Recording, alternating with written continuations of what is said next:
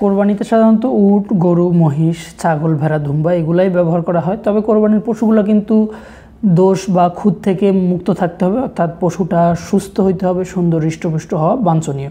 তো এক্ষেত্রে আপনার কিছু বিষয় জানতে হবে কোরবানির পশু কিনতে যাওয়ার আগে, যে সুস্থ পশুর লক্ষণগুলা কী কী, অন্যথায় কিন্তু আপনি পশু কিনতে ঠকে যাবেন। তো আজকের ভিডিওতে থাকছে যে আপনি একটা সুস্থ পশু কিভাবে কিনবেন, বিশেষ করে একটা সুস্থ গরুর কি কি লক্ষণ থাকে, এই বিষয়গুলো বিস্তারিত থাকছে।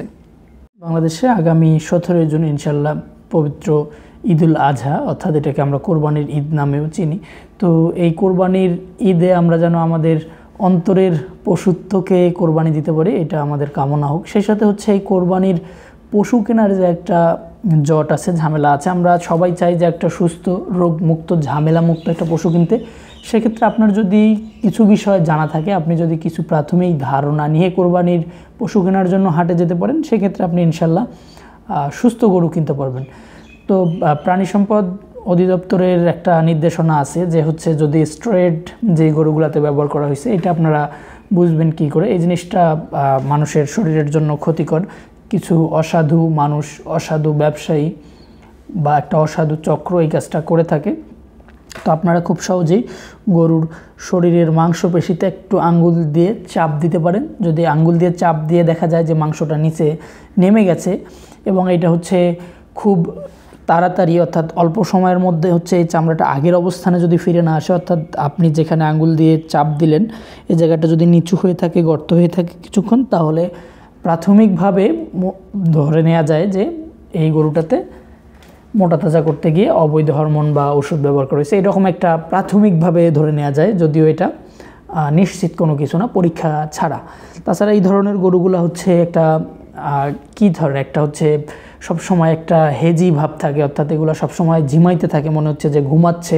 হ্যাঁ, তো এরকম, অর্থাৎ চাহনিটা পরিষ্কার হবে না, এরকম মনে হবে আপনার, মনে হবে যে গরুটা খুব বেশি টায়ার্ড, খুব বেশি ক্লান্ত। যদি সুস্থ গরু আপনার চিনতে হয়, সেক্ষেত্রে আপনার প্রথম আপনার লক্ষণ হচ্ছে এই গরুটা চঞ্চল হবে।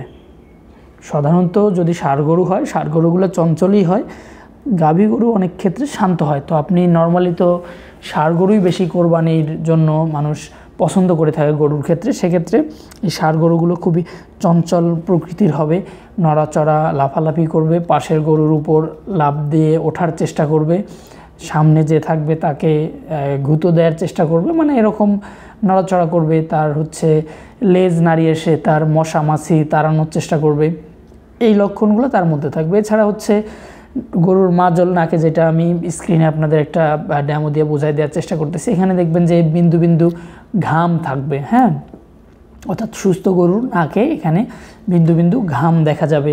তারপর হচ্ছে গরুর চামড়াটা চকচকে হবে। হ্যাঁ, তো যদি কোনো চর্মরোগ থাকে সেটা তো আপনারা দেখে নেবেন স্কিনে কোনো সমস্যা আছে কি না। সাধারণত সুস্থ গরুর চামড়াটা কি হবে, চকচকে থাকবে, এটা পরিষ্কার থাকবে, দেখতে সুন্দর হবে। তাছাড়া হচ্ছে গরুর স্বাভাবিক তাপমাত্রা হচ্ছে 101 ডিগ্রি ফারেনহাইট। তো এটা আপনারা দেখবেন যে অধিক তাপমাত্রায় গরুটা জ্বরে আক্রান্ত কিনা, এই বিষয়টা আপনারা খেয়াল করতে পারেন। এছাড়া গরুর আপনারা গোবর খেয়াল করতে পারেন যে গরুর পাতলা পায়খানা আছে কিনা। হ্যাঁ, তো সেক্ষেত্রে যদি এই বিষয়গুলো আপনারা খেয়াল রাখেন, খুব সহজেই কিন্তু বুঝতে পারবেন যে আসলে গরুটা সুস্থ কিনা। এছাড়া হচ্ছে মানে কমন কিছু রোগ আছে, যেমন এফএমডি, যেটা ফুট অ্যান্ড মাউথ ডিজিজ, এটা হলে কিন্তু গরুর মুখ দিয়ে লালা ঝরে। তো এটা আপনারা দেখে নেবেন। গরুর শিং ভাঙা কিনা, এটা আপনারা দেখে নেবেন, যেহেতু কোরবানির পশু। গরুটার লেজ কাটা কিনা, আপনারা এই জিনিসটা খেয়াল করবেন। তো এই সমস্ত বিষয়গুলো যখন আপনারা খেয়াল করবেন, তখন আপনারা গরুটা সুস্থ কিনা কিন্তু খুব সহজেই বুঝতে পারবেন। আর হচ্ছে গরুর তাপমাত্রাটা আপনি কীভাবে বুঝবেন, স্বাভাবিক তাপমাত্রা তো বোঝা যায়। গরুটা যখন আপনারা গরুটা হাত দিয়ে এটা তাপমাত্রাটা বোঝার চেষ্টা করতে পারেন। এছাড়া গরু কেনার আগে গরুটিকে হাঁটিয়ে দেখতে পারেন যে গরুটা খোঁড়াচ্ছে কিনা। অনেক সময় গরুর লাম্পি হয়, এলএসডি যেটাকে বলে, লাম্পি স্কিন ডিজিজ, অর্থাৎ গরুর শরীরে গোটা গোটা হয়, পরবর্তীতে এটা ফেটে গিয়ে ক্ষত সৃষ্টি হয়। তো এটাও একটা ভাইরাস বাহিত রোগ বা ভাইরাসের জন্য একটা রোগ। তো এই বিষয়গুলো হচ্ছে বাহ্যিকভাবে আপনারা দেখে খুব সহজে একটা সুস্থ গরু নির্বাচন করতে পারেন। গরুটা যখন দাঁড়াবে তখন ওর শরীরের ভারটা কোনো একদিকে থাকবে না। হ্যাঁ, ও সমভাবে সব দিকে ওর শরীরের ওজনটা দেয়া থাকবে। তো এই বিষয়গুলো আপনারা খুব সহজেই আপনারা লক্ষ্য রাখতে পারেন। একটু চোখ কান খোলা রাখতে হবে, একটু চোখ কান খোলা রাখলে আপনার কোরবানির পশুটা আপনি সুস্থ কিনা এই জিনিসটা নিশ্চিত হইতে পারবেন। অসুস্থ পশু আপনি কেন পয়সা দিয়ে কিনবেন? আপনি বলতে পারেন যে ভাই এটা তো আমি মাংস খাওয়ার জন্য কিনতেছি না। ঠিক আছে, আপনি এই গরুটা কোরবানির উদ্দেশ্যেই কিনতেছেন, নিয়তটাই আসল। আপনি কোন উদ্দেশ্যে কিনতেছেন, আপনি কি নিয়ত করতেছেন, কিন্তু আপনার যে পশুটা আপনি কিনতেছেন কোরবানির উদ্দেশ্যে, এইটাতে তো আপনি হয়তো বা দেখা যেতেছে একটা অংশ আপনি খাইলেন, একটা অংশ আপনার আত্মীয় স্বজনদেরকে দিলেন, বা একটা অংশ আপনার প্রতিবেশীকে বিতরণ করলেন, কিংবা হচ্ছে দুস্থদেরকে একটা অংশ আপনি বিতরণ করলেন। তো আপনি যদি অধিক পয়সা দিয়ে জিনিসটা কিনেন, আপনি যদি সঠিকভাবে জিনিসটা কিনতে না পারেন, অসুস্থ জিনিস কিনেন, সেক্ষেত্রে কিন্তু আপনার অর্থের একটা অপচয় হবে বটে। তো আপনি কেন অপচয় করতে যাবেন? সেজন্য আপনি চেষ্টা করবেন একটা সুস্থ সবল ভালো একটা কোরবানির পশু কেনার জন্য। তো এই বিষয়গুলো খেয়াল রাখলে আশা করি আপনারা সুস্থ সবল কোরবানির পশু কিনতে পারবেন ইনশাল্লাহ। এরপরে আরও কিছু বিষয় থাকে। আপনার পশুটাকে আপনি বাড়িতে নিয়ে আসার পরে আপনার পশুটাকে সবচেয়ে ভালো হয় আপনি সাবান অথবা শ্যাম্পু দিয়ে গোসল করিয়ে দেন। কারণ হচ্ছে বাইরে থেকে নিয়ে আসছেন, এটা বাড়িতে যদি অন্যান্য আপনার গৃহপালিত পশু থাকে কিংবা আপনার গরু থাকে, সেগুলো থেকে এই পশুটাকে আপনি আলাদা রাখতে পারেন তাতে করে। কারণ হাটে নানান ধরনের অনেক পশু আসছে, আমরা তো জানি না কোন পশুটা কোন ধরনের রোগে আক্রান্ত বা কোনো ভাইরাসের দ্বারা আক্রান্ত কোনো পশু হাটে এসেছিল কিনা।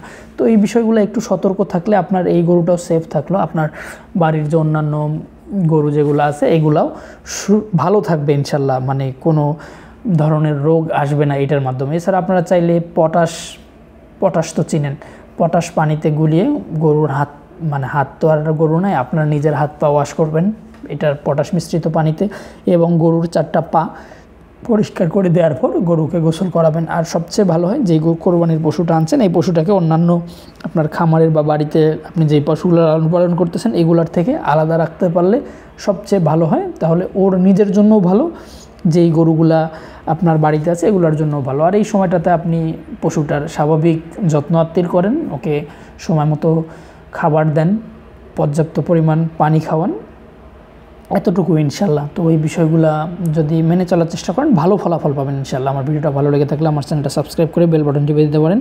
আর আমার ভিডিওটা যদি প্রয়োজন মনে করেন আপনার বন্ধু এবং কলিগ অন্যদের মাঝেও শেয়ার করতে পারেন। আজকের মতো বিদায় নিচ্ছি, আল্লাহ হাফেজ।